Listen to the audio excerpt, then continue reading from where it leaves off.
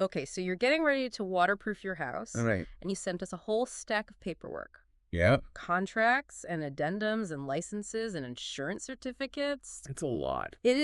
It can definitely feel like you're drowning in documents before the waterproofing even begins. Yeah, But don't worry, that's why we're here, to absolutely. help you make sense of it all. These contracts are so important. Right. It's all about making sure that you are protected Yeah. and that everybody is on the same page Yeah. before the work starts. Exactly. Think of this deep dive as your personal guide to navigate these documents. Mm-hmm. And who knows, maybe we'll even uncover some hidden treasures, Ew. or at least some interesting clauses along the way. Always fun. So we've got the main contract here between you and All Aspects Waterproofing, Okay. assigned addendum copies of their licenses, and a certificate of liability insurance. Okay. And get this, Wow. we've got a water jet pack, mentioned Yeah. notes about undersized footers. Mm-hmm. What even IS that? I don't know yet. We'll find out, and a guarantee that only applies if the contractor thinks the problem is reasonable. Oh, boy. Buckle up. Let's dive in. Sounds like a real page turner. So let's start with the contract itself. All right. Dated April 22, 2019, between you and All Aspects Waterproofing. Okay. And looking at the diagram, it seems like they've marked the areas to be waterproofed with XXXX. Yeah, that's a smart move, so you can easily visualize Right. exactly what they're going to be working on. We've got the sump pump drainage system, exterior waterproofing the works. Like a spa day for your house's foundation. Haha, I like that. Right.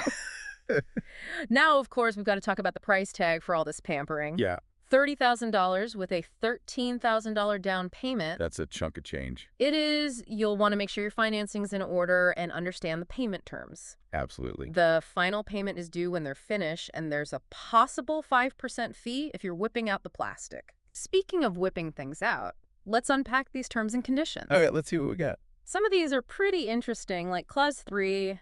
They're not on the hook for pre-existing damage or any issues caused by your soil being, Yeah. itself. Right, that's super common. Yeah.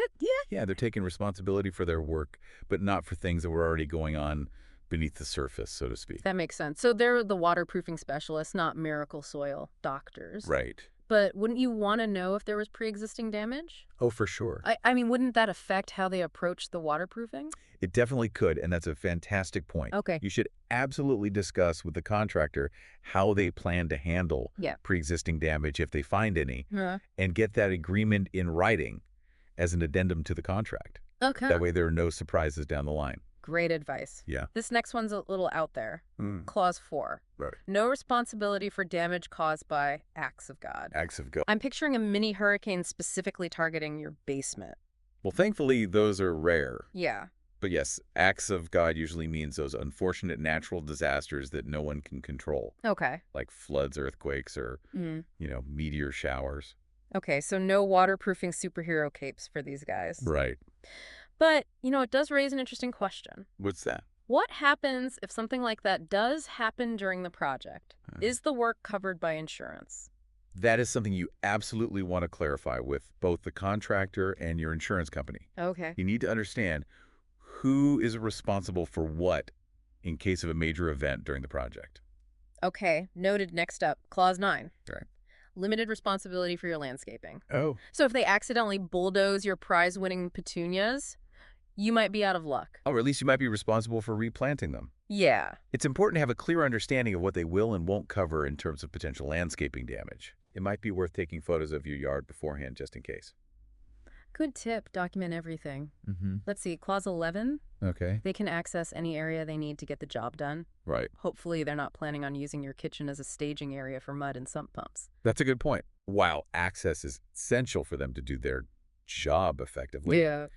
you should definitely have a conversation about their work areas Uh-huh. and any potential disruption to your daily life during the project. Right. And finally, Clause 15, they offer a $199 annual maintenance plan. Oh, interesting. Is this like a gym membership for your basement? Very much. But instead of sweating, it's all about staying dry. But think of it this way. Regular maintenance can help prevent bigger problems down the road. Yeah. And could even save you money in the long run.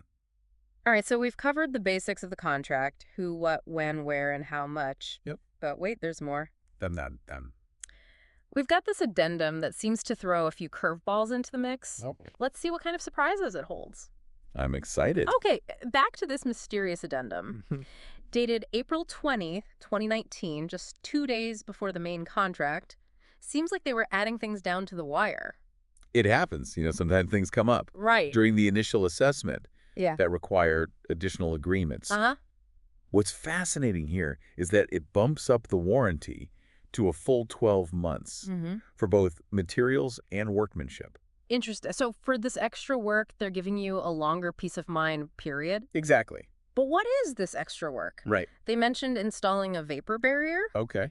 something about those undersized footers again, and wait for it, a water jet pack. Oh? Are they going to be blasting my basement with water to seal it up? Huh. Is this some new extreme waterproofing technique I haven't heard of? Okay, let's unpack this. Right. First, undersized footers. Okay. Footers are like the underground stilts your house stands on. Oh, They're the base of your foundation. So undersized means they might not be as strong or as big as they should be, okay. which can lead to all sorts of issues, Like what? including cracks and settling.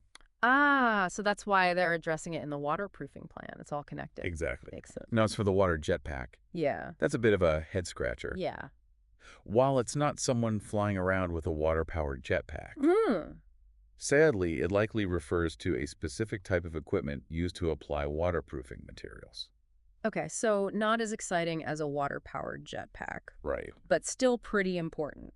Absolutely. Yeah. And the fact that they're using specialized equipment could mean they're using a more advanced or efficient waterproofing method.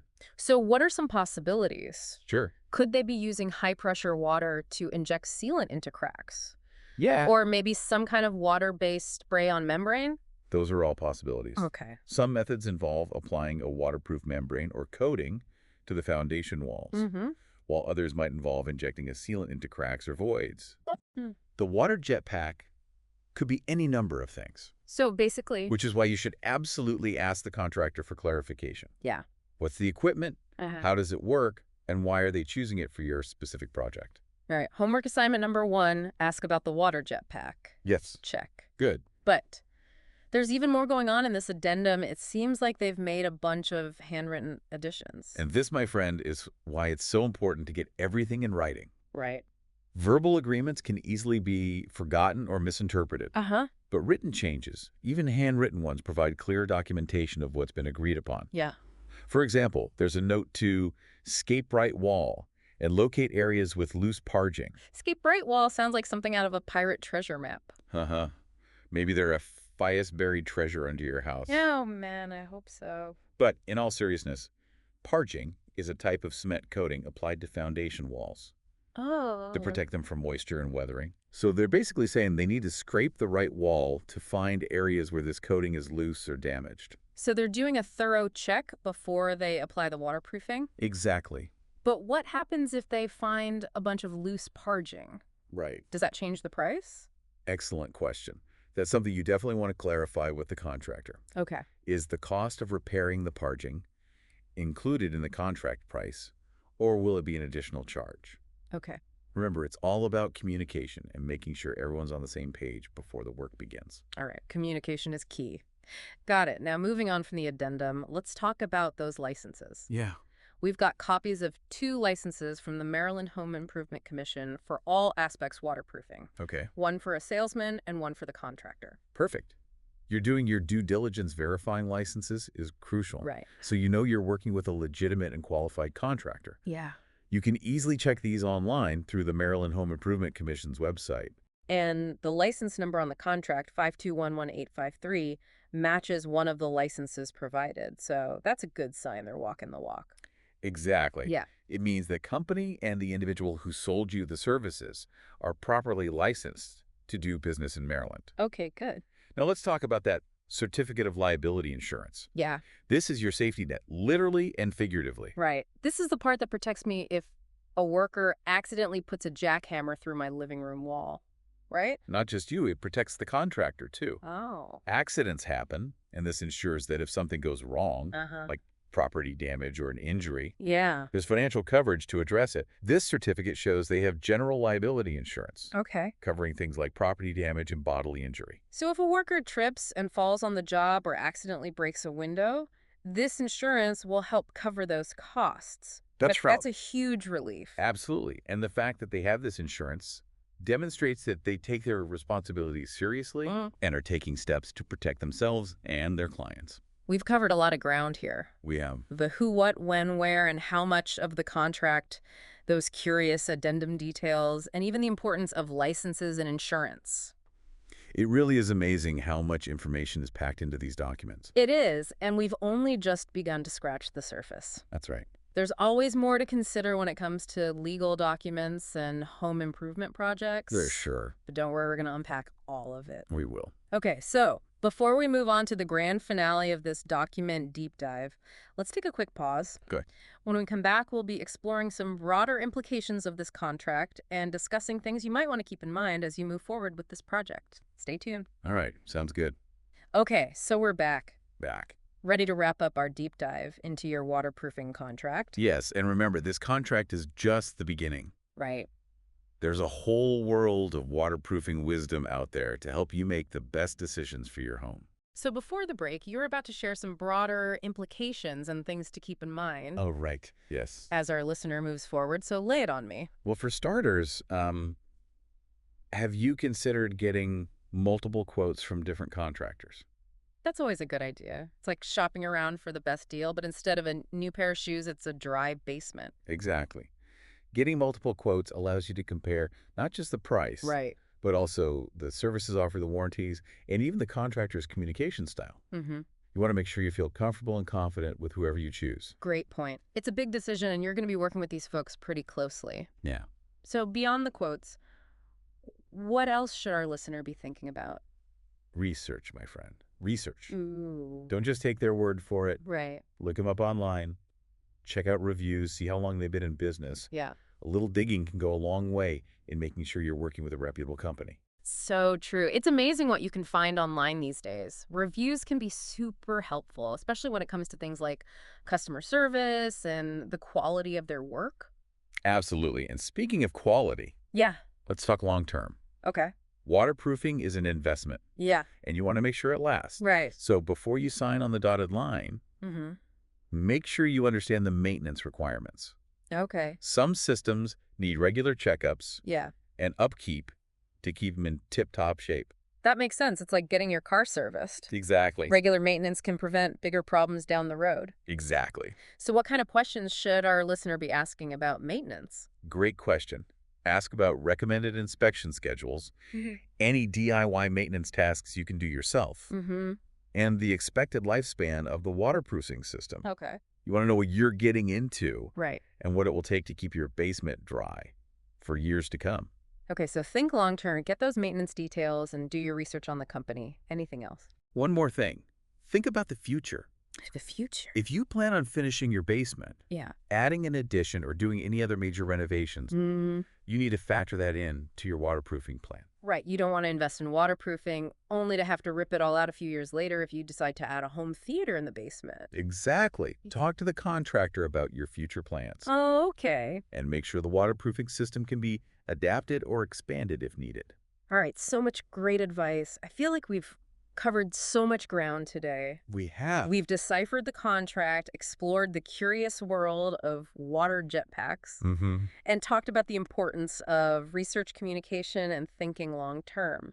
We have. And remember, knowledge is power. Yes. The more you understand about this contract and the waterproofing process, the better equipped you'll be to make informed decisions. Couldn't have said it better myself. But before we officially wrap up, is there any final wisdom you'd like to impart to our listener as they embark on this waterproofing journey? Yes, absolutely. Okay. Remember, you are in the driver's seat. Oh, I like that. Don't be afraid to negotiate terms. Yeah. Ask for clarification or even walk away if you're not comfortable with something. Right. This is a significant investment, and you deserve to feel confident and protected every step of the way. Such an empowering message. You have the right to advocate for yourself and ensure your needs are met. Exactly. And remember, if you're ever in doubt, Yeah. consult with a professional. Okay. A real estate attorney or a home inspector can provide valuable insights and guidance. Well said. We hope this deep dive has given you the knowledge and confidence you need to move forward with your waterproofing project. Thanks for joining us on the deep dive. It's been a pleasure.